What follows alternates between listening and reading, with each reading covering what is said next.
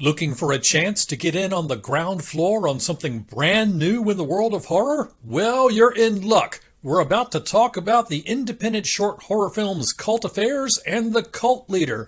Stand by for this express episode of Spooky Tales with Steve the Cat.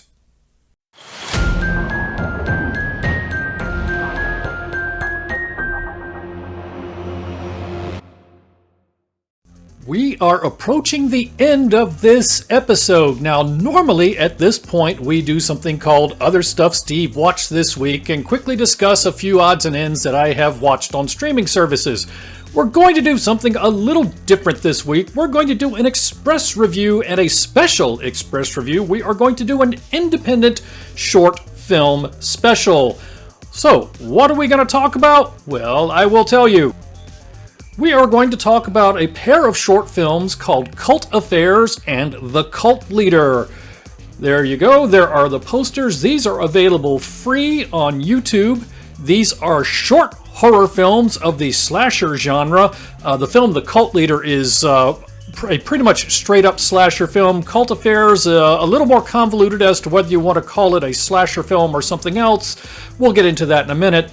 These films were both released in the year 2021, and they were directed by Nate Thompson. Now, let me take a moment here to do some full disclosure. Nate Thompson and I are both members of one of these same horror movie fan groups on Facebook, and we connected through there. Nate found out that I review horror movies for a show for PBDC TV, and he asked if I would be willing to look at his films. And so I told him, yeah, sure, I will look at your films. I cannot promise you a good review, but I can promise you that I see no need to go online and give an independent filmmaker a bad review. So I will take a look at them.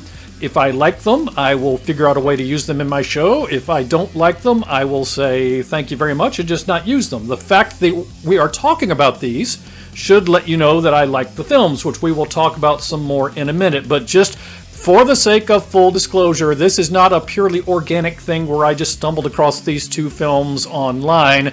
I was contacted by the director. Now, there is no quid pro quo here. Nate Thompson did not say, hey, give me a good review and I'll slip you 10 cents. I did not say, hey, I'll give you a good review if you share out my show 500 times. So everything is completely authentic in terms of what I think of the films, but just for the sake of full disclosure, I want you to know that I did not just randomly stumble across these two films online. I was contacted by the director who asked me if I'd be willing to take a look. But that said, they are good films. Let me get into that. So let's get into setting your expectations. What you should expect from these films is a pair of short films, each being about 6 to 7 minutes long, that begin to set up the story of the cult leader, who is a mysterious masked killer, and that's kind of an oversimplified explanation, but we'll talk about that a little more. Why you should watch? Well, number one, we could all, and when I say we could all, I mean me, we could all stand to do a better job of supporting new and independent horror filmmakers, and in this case, these two films begin setting up an anthology-type story that frankly is very interesting and absolutely could be expanded into a feature-length anthology film like All Hallows Eve. Now, a few weeks back, we talked about Damien Leone's movie All Hallows Eve with Art the Clown, and we said it's an anthology feature. That movie actually started out as a series of short films that were then kind of put together into a feature film, and he put some scenes together to tie it all together into one anthology. I think something very similar could easily be done with the Cult Affairs Cult Leader pair that we've got here.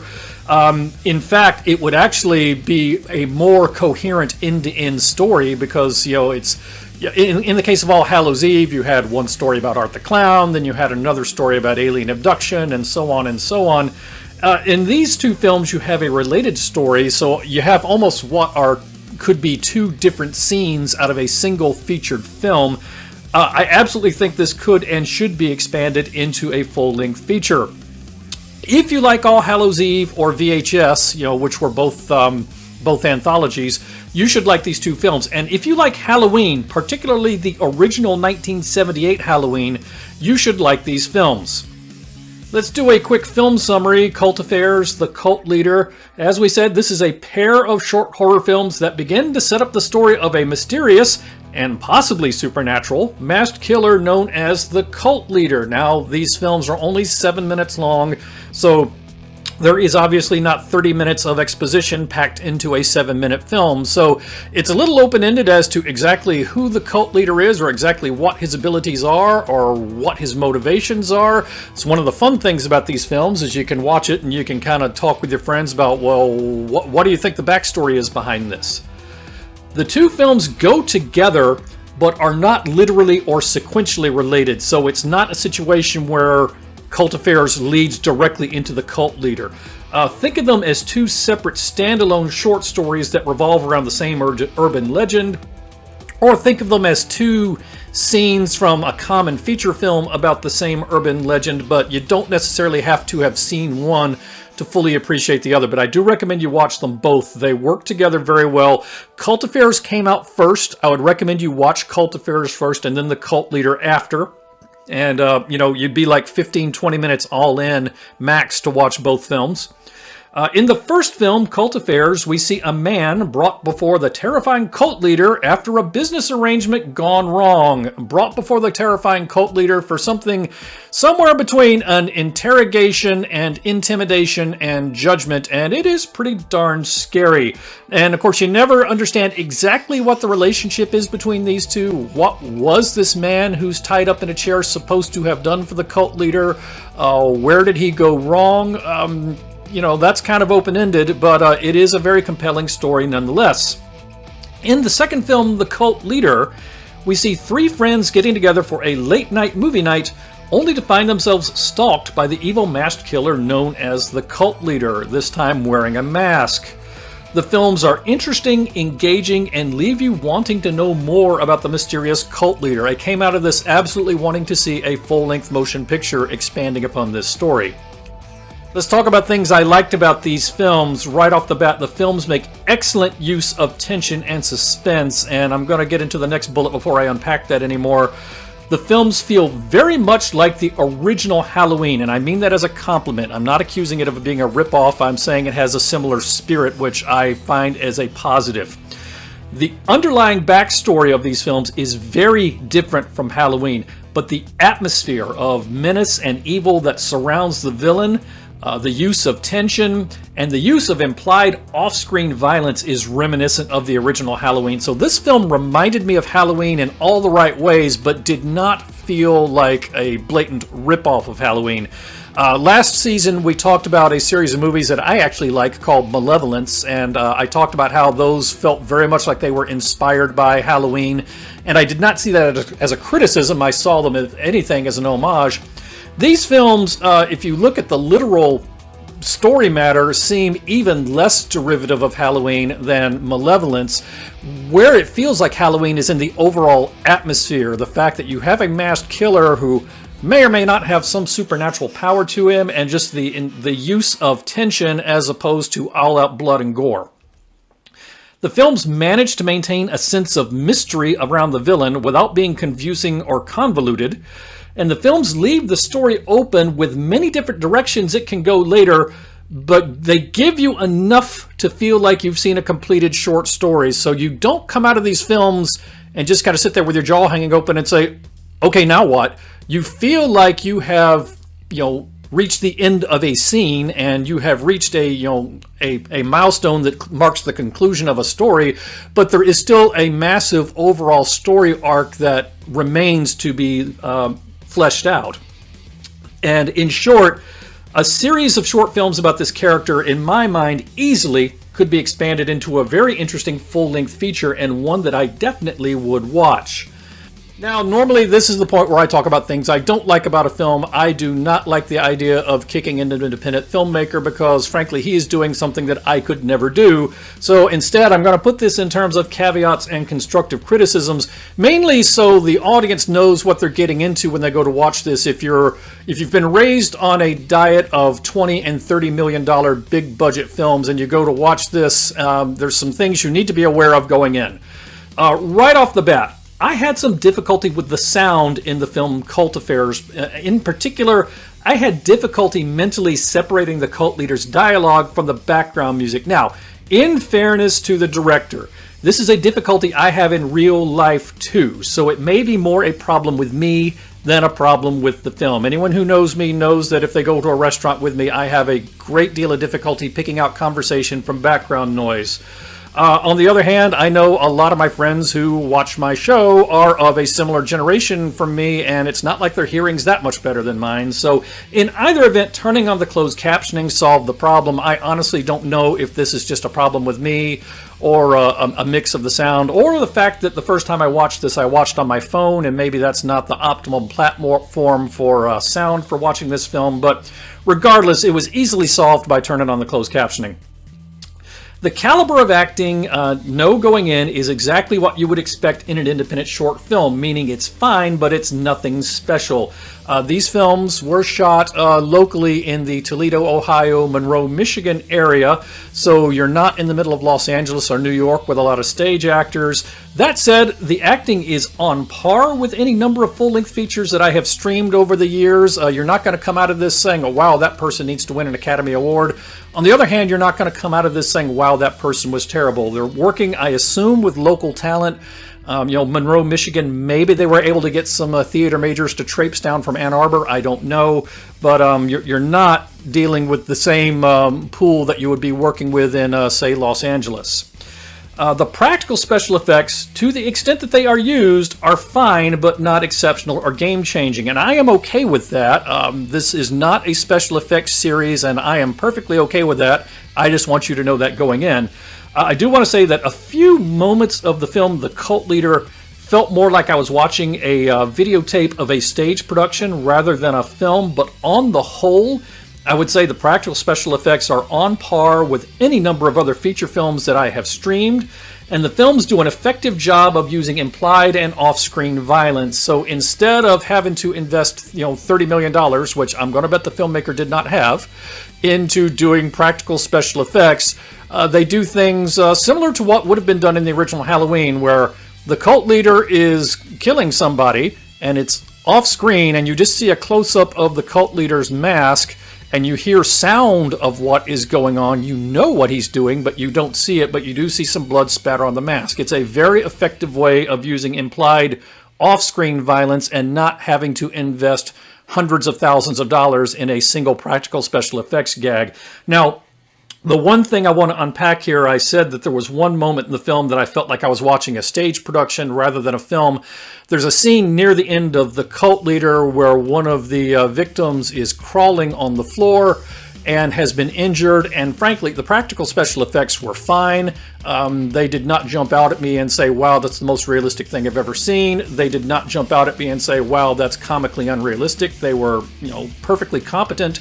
But to build the atmosphere of the film, there was a bit of fog from a fog or smoke machine, and just from the thickness of the fog and the way it was moving, for whatever reason, it's just reached out and grabbed me, and my attention said, wow, there's a smoke machine right there. And it just punctured that bubble of suspension of disbelief just a little bit, not enough to make me dislike the film, but enough to kind of take me out of being fully immersed in the film and feel like I was watching a play instead of watching a film. But it only lasted a couple of seconds. Frankly, that is a very mild criticism, and in fairness to the director, the Walt Disney Corporation is a multi-billion-dollar corporation, and yet in Season 2 of The Mandalorian, they managed to catch a member of the crew in one of the scenes, and then they did not have the time or the budget or whatever to remove it digitally. So even billion-dollar corporations, sometimes the real world intrudes upon the world they're creating just a little bit. So I don't even see this as a criticism. I'm just pointing it out as something that you may notice if you go to see the films. Overall, in summary, this is a pair of very enjoyable short horror films in the slasher genre, each about 7 minutes long. I recommend both of these films and would love to see them expanded into a feature film. Like I said, you can probably on YouTube stream both of these films for free in 15 to 20 minutes. They are easy to find, so less time than it would take you to watch, say, a rerun of Rick and Morty. You can watch both of these films. I do recommend them.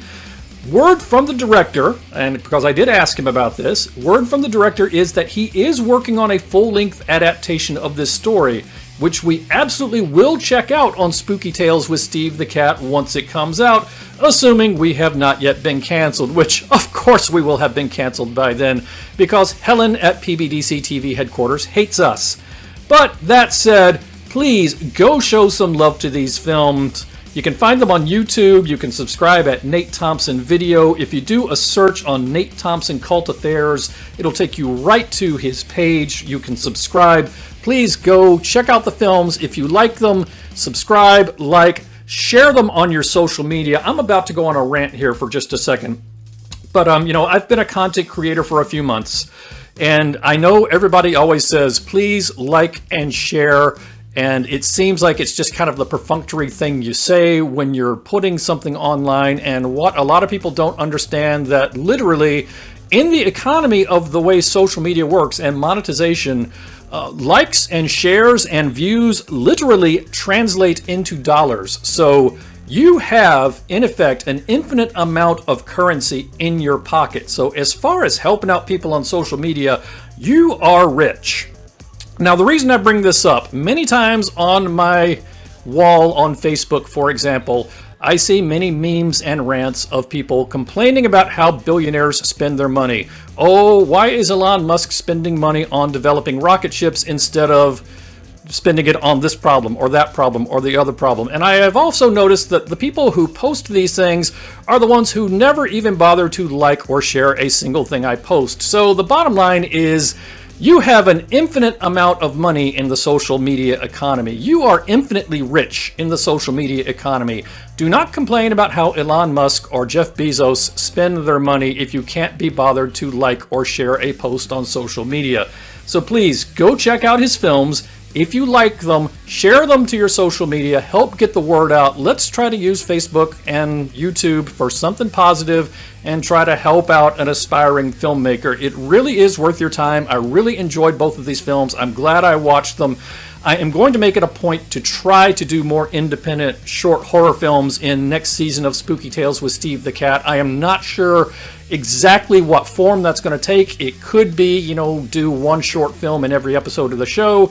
It could be do some special episodes of the show where we do nothing but a festival of short films. I haven't decided yet, but it is something I absolutely am going to dig into next season. So, in summary, Nate Thompson Video on YouTube, Cult Affairs, The Cult Leader.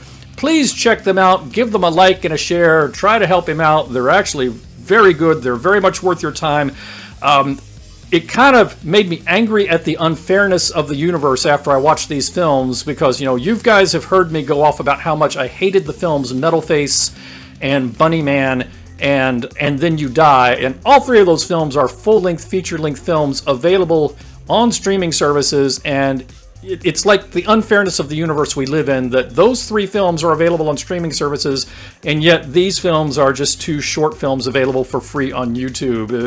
In a fair world, these short films would have been expanded into a full-length feature and shown on a streaming service already. So let's do what we can to try to correct the unfairness of all of that. Anyway, that is our short film festival summary for the week.